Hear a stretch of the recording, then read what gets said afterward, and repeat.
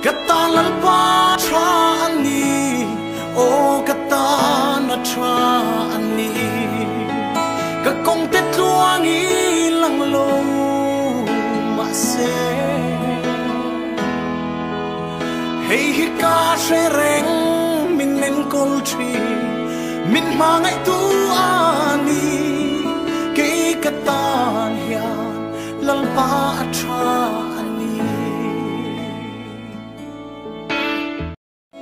Katalan pa trani, o katana trani, kakong tetluangi lang lo mase.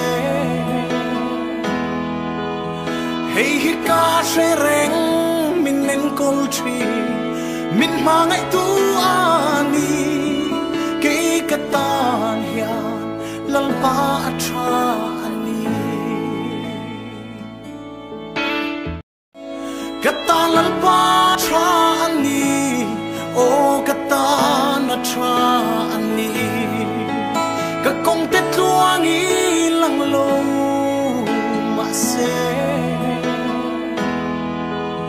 Hey hika sereng minen koltri, min mangai tu ani, kay katan yan lalpa trani.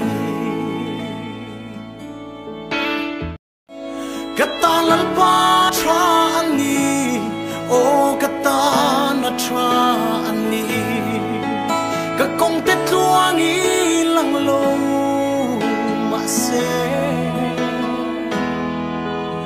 Hey hika sereng minen koltri, min mangai tu ani, kay katan yan lalpa trani.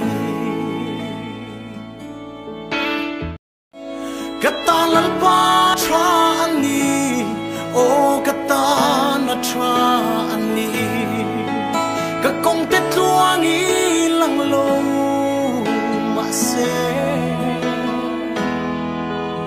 Hey hika sereng minen koltri, min mangai tu ani, kay katan yan lalpa trani.